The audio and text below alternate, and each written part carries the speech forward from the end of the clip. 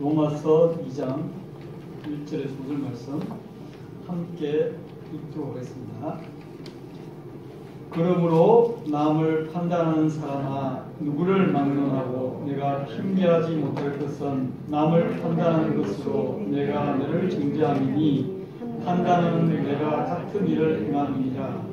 이런 일을 행하는 자에게 하나님의 심판이 진리대로 되는 줄 우리가 아노라. 이런 일을 행하는 자를 판단하고도 같은 일을 행하는 사람아, 내가 하나님의 심판을 피할 줄로 생각하느냐. 혹 내가 하나님의 인자하심이 너를 인도하여 회개하게 하심을 알지 못하여 그의 인자하심과 용서하심과 일기 참으심이 풍성함을 멸시하느냐.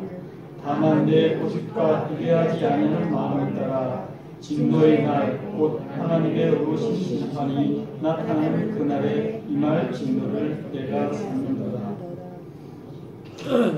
하나님 아버지 감사합니다. 하나님께서 우리들을 얼마나 사랑하시는지 우리가 다 깨달을 수 없음을 고백합니다. 우리가 십자가의 은혜가 얼마나 큰지 다 깨달을 수 없는 존재임을 고백합니다. 하나님, 우리가 우리 평생을 들여서 하나님의 사랑을 알아가고 십자가의 공로 알아갈 수 있도록 도와주시기 원합니다. 우리가 다 갚을 수 없는 사랑을 받았고 다 갚을 수 없는 희생과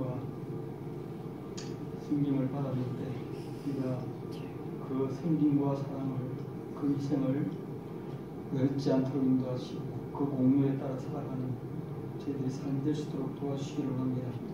살아계신 하나님께서 말씀으로 이 시간 우리와 함께 해주시옵소서. 말씀 가운데 우리를 인도하시고 말씀으로 우리를 새롭게 하여 주실 줄 믿습니다. 예수 그리스도의 이름으로 기도드렸습니다. 아멘. 여러분 마스크 쓰고 다니시죠? 네, 마스크 다 쓰고 다니시는데, 저 미국에 있는 친구가 얼마 전에 카톡을 했는데 미국에도 마스크를 쓰고 다니라고 한답니다. 그래서 사실은 미국은 범죄 때문에 마스크를 쓰지 말라고 하는데, 근데 정작 지금 마스크가 없어가지고 난리라고. 그래서 제가 농담으로 마스크 택배로 보내줄까? 이렇게 말했습니다. 그러니까 지금 좀 참을 만하다고 급하면 저에게 이야기하겠다고 했습니다. 네, 마스크는 우리로부터, 전령으로부터 우리를 보호해 줍니다. 그죠? 근데 제가 묵상하면서 우리에게 진짜 필요한 마스크가 뭔지 묵상하게 됐습니다. 우리에게 진짜 필요한 마스크는 하나님 말씀입니다. 마스크는 우리로부터 코로나로부터 우리를 보호해주고 또 감염으로부터 우리를 보호해주지 않죠. 그래서 우리가 코로나 걸리지 않게 하는데, 이 하나님 말씀은 우리로 어디로부터 보호해주는가 하면 죄로부터 우리를 보호해줍니다. 코로나는 영원한 죽음을 우리에게 가져오지 못합니다. 그러나 죄는 우리에게 영원한 죽음을 가져옵니다. 그래서 우리는 마스크를 잘 쓰시는 것처럼 주님의 말씀을 우리가 잘 간직하고 그 말씀으로 보호받는 저와 여러분이 되기를 원합니다. 그래서 하나님 말씀은 마스크다. 예. 따라하겠습니다. 하나님 말씀은 마스크다. 예. 하나님 말씀이 마스크입니다. 그래서 부지런히 이 하나님 말씀을 가까이 하시기 바랍니다. 그래야 우리가 죄로부터 승리할 수 있습니다. 요즘 세상을 뜨들썩하게 만드는 것은, 우리 대한민국을 뜨들썩하게 만드는 것은 코로나뿐만 아니라 또 한 사건이 있는데, 그 사건이 바로 N번방 박사방, 조주빈 아시죠? 정말 저는 코로나가 들어온 줄 알았는데, 이 N번방 박사방에 가입해서 여성들을 성노예화 만들고 여성의 성을 착취해서 아주 보기에 흉측한 보기에 민망한 그런 사진들을 탐닉하면서 그것을 터뜨리고 그것을 돈을 주고 거래하는 그 인간들이 얼마나 지저분한가 더러운가를 우리가 매스컴을 통해서 우리가 알 수 있습니다. N번방 또 박사방, 이것은 코로나19 전면성보다 훨씬 강하다는 것이 증명되었습니다. 예. 코로나19에 전염된 사람은 우리나라에 지금 현재 10,000명쯤 됐습니다. 그런데 이 N번방 박사방에 감염된 사람은 무려 24만 명이죠. 24만 명이 그 들어가서 여성들을 성노리게 하고 음란물을 퍼뜨리는, 그래서 그것을 그걸 가지고 또 그 때문에 직접 성폭행도 저지르고 있을 수 없는 일들이 자행되고 있는 사실을 우리가 볼 수가 있습니다. 또 요즘 청소년들은 자기 성을 놀이기감 삼아서 일탈계라는 게 있답니다. 거기에 자기의 아주 나체 사진을 올리고 자기의 그 은밀한 모습을 올려서 성을 해소하고 그런 악한 세상에 우리가 살아가고 있습니다. 저는 하나님이 정말 참으시는 분이시다, 정말 인자가 무궁하신 분이시다는 것을 제가 이런 사건들을 통해서 더 절실하게 깨달았습니다. 하나님의 거룩하심이라면 그냥 불과 유황으로 내려가지고 그냥 없애버려도 될 만한 그런 쓰레기 같은 사람들이 이 세상에 얼마나 많은지 모릅니다. 저는 오늘 설교 제목을 박사방과 십자가라고 정했습니다. 사실은 이 설교 제목을 좀 다르게 처음에 정했습니다. N번방과 박사방 그리고 내방. 내방은 어떤가? 그리스도의 집이 성령의 전전이 내방은 어떤가를 살펴보고 싶었습니다. 그 N번방과 박사방에 들어간 그 사람들만 과연 더럽고 지저분하고 추악한 죄인들인가? 그렇지 않습니다. 저도 비슷합니다. 저도 그분보다 더 했으면 됐지 더하지는 않습니다. 얌전한 고양이가 어디 먼저 올라간다고요? 뚜벅이에 먼저 올라간다고 하지 않습니까? 저 얌전하게 보이지 않습니까? 소위 말하면 엄마가 저희 뱃속에 품을 때부터 교회 다니는 그 모태신앙이라고 하는데, 모태신앙 가진 저는 정말 다른 사람과 같이 죄도 짓지 않고 늘 말씀 가운데 가고 늘 하나님 기쁘시게 하는 삶, 어려운 삶, 공의로운 삶, 정의로운 삶만 살았을까요? 네, 그렇지 않습니다. 저는 그들이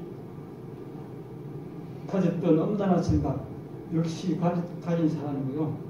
또 사람들이 막 다른 사람을 속이고 미워하고 질투하고 하는 것들 다 가지고 있는 그런 죄인입니다.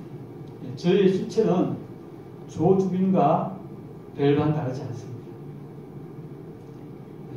거기에 여러분들도 동의하십니까? 여러분들도 동의할 줄 믿습니다. 성경 말씀은 로마서 3장 10절에 보면 기록된 바 의인은 없나니 하나도 없으며 깨달은 자도 없고 하나님을 찾는 자도 없고 다 치우쳐 함께 무익하게 되고 선을 행하는 자가 없나니 하나도 없다, 한 사람도 없다 라고 우리에게 말하고 있습니다. 우리 모두는 그 N번방에 들어간 사람과 같습니다. 우리 모두는 박사방에 들어간 사람과 같습니다. 로마서는 로마 교회에 보낸 바울의 편지이죠. 그죠? 저도 이런 편지를 받고 싶다 그런 생각이 들었습니다. 저도 이런 편지를 받으면 얼마나 흥분될까 이런 생각이 되었습니다. 여러분들 복음을 전하는 예수 그리스도를 전하는 이 편지를 여러분 수시로 친구들에게 전해주시기 바랍니다. 요즘은 카톡 같은 것, 또 문자 같은 거, SNS 같은 거 많잖아요. 그런 것들을 우리가 바울 사도가 정말 그 로마의 성도들을, 로마에 있는 형제 자매들을 침묵해서 그 주옥 같은 복음의 말씀을 전한 것처럼 저희들도 사실은 우리가 깨달은 그런 귀한 복음을 다른 사람들에게 편지로 전해줘야 됩니다. 그 편지를 받은 로마 교회 얼마나 행복했을까요? 로마 교회는 누가 설립했는지 모릅니다. 누가 창립했는지, 누가 세웠는지 잘 정확하게 모릅니다. 그러나 아마도 유월절을 지키기 위해서 예루살렘에 올라와서 유월절이 지나고 오순절 때 경험했던 그 성령의 임재와 성령의 충만한 역사, 회개의 역사, 복음의 역사를 그들이 접하고 그들이 복음을 듣고 로마에 다시 돌아가서 로마에 하나님의 교회를 세우는지도 모릅니다. 그런 로마 교회를 향해서 바울이 쓴 편지가 바로 로마서입니다. 로마서 1장은 우리가 지난 시간에 로마서를 강의할 때 로마서 1장 후반부에 오면 로마서 1장 18절부터 32절에는 우리의 온갖 불의와 추악들을 이야기하고 있습니다. 온갖 불의와 추악들을 이야기하면서 인간은 전적 타락했고 인간은 사형에 처할 수밖에 없는 그런 존재이라는 것을 이야기하고 있습니다. 32절에 보면 그들이 이 같은 일을 행하는 자는 사형에 해당한다고 하나님께서 정하심을 알고도 자기들만 행할 뿐 아니라 또한 그런 일을 행하는 자들을 옳다 하느니라. 하나님이 이런 추악하고 무자비하고 우매하고 우상숭배하고 동성연애하고 이런 사람들은 사형에 해당한다고, 한마디로 지옥 간다고 이렇게 이야기하고 있습니다. 그런 죄인은 사형에 해당한다고, 사형당할 수밖에 없다고 이렇게 이야기하는 것이 로마서 1장 후반부입니다. 그런데 사실 로마서는 우리가 죽을 죄인이라는 것에 끝나지 않고 사형당할 그런 죄인이라는 것에 대해서 알리는 것에 끝나지 않고 로마서의 목적은 뭔가 하면 우리가 예수 그리스도의 복음을 듣고 구원함에 이르게 하는 것이 로마서의 목적입니다. 그래서 로마서 1장의 핵심은 너희들이 사형당할 죄인이라는 것을 전하는 것이 아니라 로마서의 1장의 핵심은 복음입니다. 그래서 로마서 1장 16절 17절 내가 복음을 부끄러워하지 아니하노니 이 복음은 모든 믿는 자에게 구원을 주시는 하나님의 능력이 됨이라. 먼저는 유대인에게요 그리고 헬라인에게로다. 복음에는 하나님의 의가 나타나서 믿음으로 믿음에 이르게 하나니 기록된 바 오직 의는 믿음으로 말미암아 살리라 한가 같으니라. 모든 죄인은 이 예수 그리스도의 복음이 필요합니다. 유대인뿐만 아니라 헬라인에게도 필요합니다. 이 헬라인이라는 것은 그리스 사람이라는 뜻입니다. 그리스를 이렇게 한자로 풀이한 것이 헬라입니다. 그래서 넓게는 유대인을 제외한 모든 사람, 유대인을 제외한 모든 사람을 헬라인이라고 말할 수 있습니다. 그래서 이 로마서 1장 후반부는 모든 사람, 즉 유대인을 제외한 모든 사람의 죄악을 덜추어내고 그 죄의 바이러스에 감염된 사람들이 이제 죽을 것이다 이렇게 말하고 있습니다. 그러면서 오늘 로마서 2장을 넘어가는데 로마서 2장은 그 그리스인, 그러니까 유대인을 제외한 모든 사람들의 그 사형받아야 될 죄악상에 대해서 이야기하고 그 다음 누구를 향하는가 하면 바로 이 편지를 읽게 될 로마에 있는 유대인들을 향하고 있습니다. 그러면서 2장 1절에 첫 접속사가 그러므로 남을 판단하는 사람아 이렇게 이야기하고 있습니다. 이것은 곧 그러므로 유대인들 이 사람들아 이런 뜻입니다. 그러므로 하나님을 안다고 하는 이 사람들아, 그러므로 율법을 잘 지킨다고 자랑하는 이 사람아, 너도 마찬가지야. 너도 마찬가지야. 너도 사형에 해당되는 그런 죄를 똑같이 짓고 있어 라고 우리에게 말하고 있는 것입니다. 어느 날 예수님께 유대인 중에 유대인, 최고의 유대인, 서기관들과 바리새인들이 예수님에게 음행하는 중에 있는 여인을 잡아 끌고 왔습니다. 끌고 와서 예수님께 이 여인이 지금 가늠하다가 현장에 잡혔으니까 모세의 율법대로 하면 이 여자를 돌로 쳐 죽이라고 했는데 선생님은 어떻게 하겠습니까? 라고 말했습니다. 예수님은 그 사건을 접하면서 이들 쪽에 있는 제약을 덜추기를 원했죠. 그래서 예수님을 시험하기 위해서 일부러 이 여자를 끌고 온 것을 아시고 예수님은 그들에게 이렇게 말했습니다. 너희 중에 죄 없는 자가 먼저 돌로 치라. 그럴 때 바리새인, 서기관, 유대인 중에 유대인들이 한 사람, 두 사람 물러가기 시작했습니다. 아무도 남지 않았습니다. 너희 중에 죄 없는 자가 돌로 치라. 예. 끌려온 여인이나 가늠하라 끌려온 여인이나 유대인이나 바리새인이나 서기관이나 거기 있는 모든 사람들이 아무도 돌을 들 수 없는 사람이었습니다. 유대인이라고, 교회 다니는 사람이라고, 기독교 집안에 태어났다고, 엄마 아빠가 목사님이고 사모님이라고, 거기는 예외가 없습니다. 모두 다, 우리 모두 다는 사형에 해당하는 지옥 가야 될 그런 존재인 것입니다. 예수님은 이렇게 또 우리에게 풀어 설명해 주었습니다.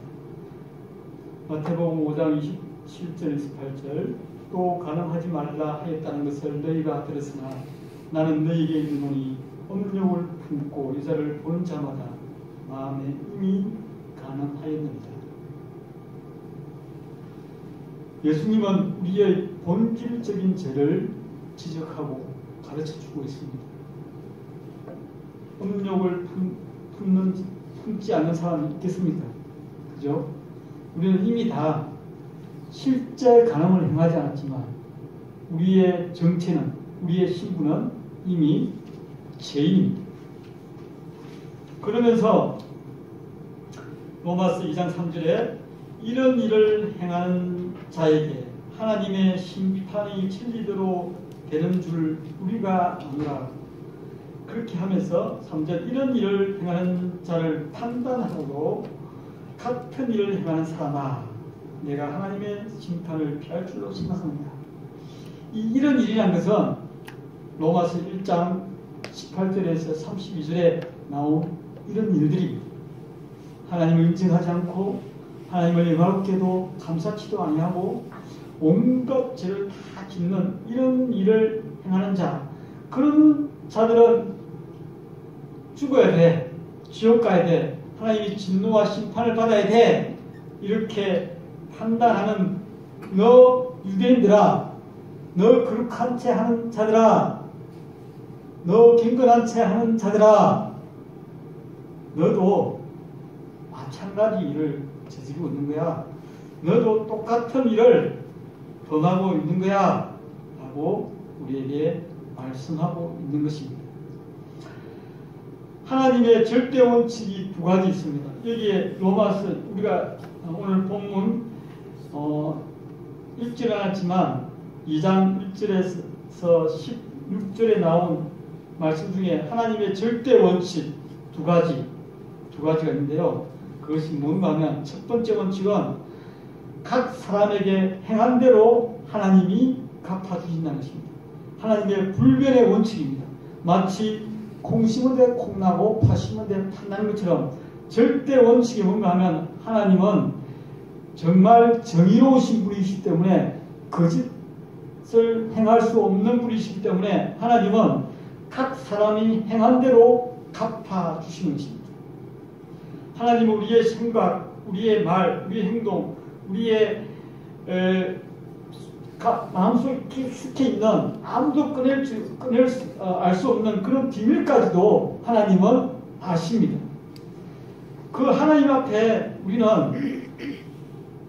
우리 모습이 들추내면 우리는 다 우리가 하나님께서 행한 대로 갚으면 우리는 다 어디로 가야 됩니까? 지옥으로 갈 수밖에 없죠. 그리고 하나님의 두 번째 절대 원칙은 하나님은 차별 없이 대하십니다.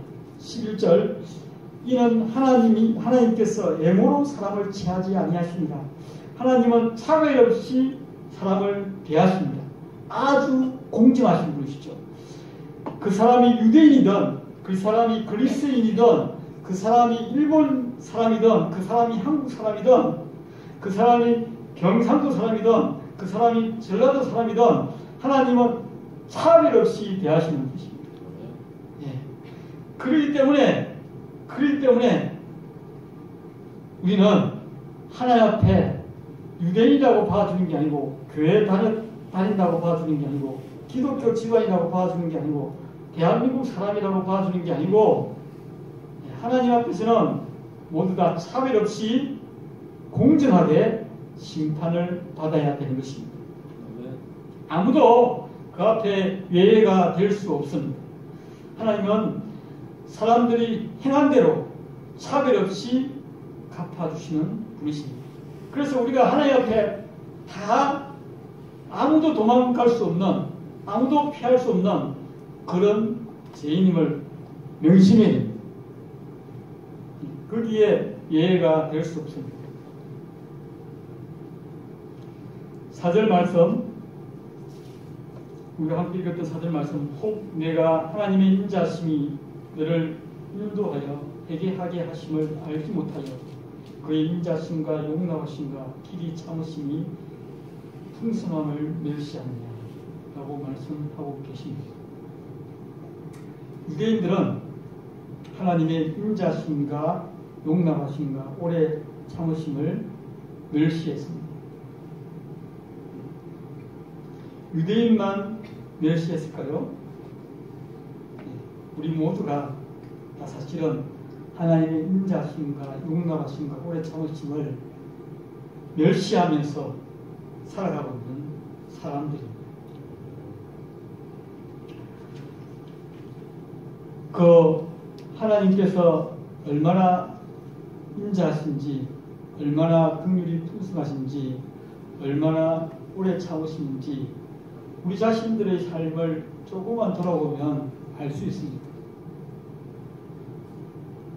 우리 자신들의 삶을 조금만 돌아보면 하나님이 나를 얼마나 인자하게 대하시는지, 또 하나님 얼마나 나를 용납하면서 너그럽게 대해주시는지, 또 얼마나 나를 이렇게 참아주시는지 우리가 알 수 있습니다.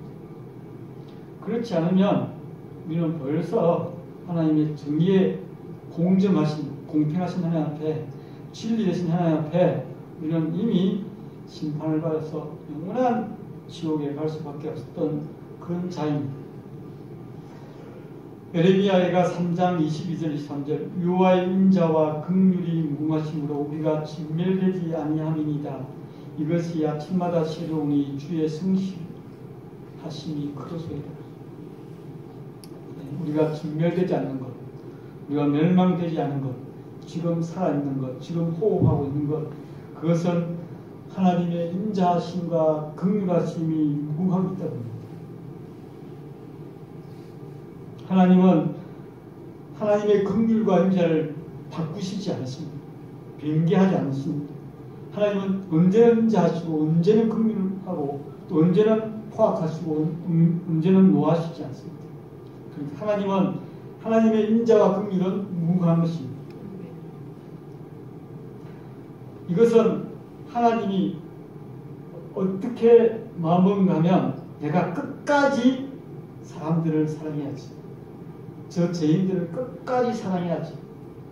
마라톤을 이야기하면 마라톤을 막 시작하는 그 출발점부터 41.19 사람이 호흡이 끊어질 그 수면까지 완주하는 마라톤 선수처럼 하나님은 하나님의 호흡이 끊어질 때까지, 이거는 아주 비유가 좀 이상하지만 하나님의 호흡이 끊어질 때까지 우리를 사랑하시는 것입니다. 그것을 믿으십니까? 네. 그 놀라운 하나님의 인자하심과 용서하심과 오래 참으심은 무엇으로 드러났는가 하면 십자가로 드러났습니다. 오늘은 우리가 예수 그리스도의 그 죽으심, 십자가의 죽으심에 대해서 묵상하며 또 그분의 놀라우신 희생을 우리가 기념하는 그런 종려주일, 고난주일을 보내고 있습니다. 십자가는 우리를 주님께서 정말 사랑하시는 표입니다. 십자가는 우리의 모든 죄를 용납하시는, 용서하시는 증거입니다. 저는 고린도전서 13장 말씀을 아침에 다시 묵상하면서 사랑은 오래 참고, 사랑은 온유하며, 시기하지 아니하며, 사랑은 자랑하지 아니하며, 공안하지 아니하며, 무례히 행하지 아니하며, 자기 유익을 굳이 아니하며, 성내지 아니하며, 악한 것을 생각하지 아니하며, 불의를 기뻐하지 아니하며, 진리와 함께 기뻐하고, 모든 것을 참으며, 모든 것을 믿으며, 모든 것을 바라며, 모든 것을 견디는 것이다. 누가? 사랑이. 누가? 하나님. 하나님은 사랑이십니다. 하나님이 이렇게 하시는 것입니다. 하나님이 오래 참으시고요. 하나님이 온유하시고요. 하나님은 절대 시기하지 않습니다. 하나님은 무례히 행치도 않으시고, 하나님은 자기 위를 굳지 않으시는 분이십니다. 성내지 않으십니다. 하나님은 참고 우리를 믿으며 우리를 바라는 것입니다. 그래서 자기 아들 독생자 예수 그리스도까지 우리를 위해서 내어주신 것입니다. 사랑하는 성도님 여러분, 우리는 죄인입니다. 우리는 하나님 앞에 선한 구석이 전혀 없는, 정말 티끌만큼도 없는 그런 자임을 고백하시기 바랍니다. 그런 자를 위해서 우리 하나님은 인자가 풍성하시고 용납하심이 풍성하시고 길이 참으시다는 사실, 그 사실이 얼마나 우리에게 놀라운 축복입니다. 그 사실을 우리 가슴 깊이 감사하시고, 또 그 죄인을 사랑하시사 아들을 주신 그 하나님의 사랑을 깊이 묵상하는 이 한 주간이 되시기 바랍니다. 그것입니다.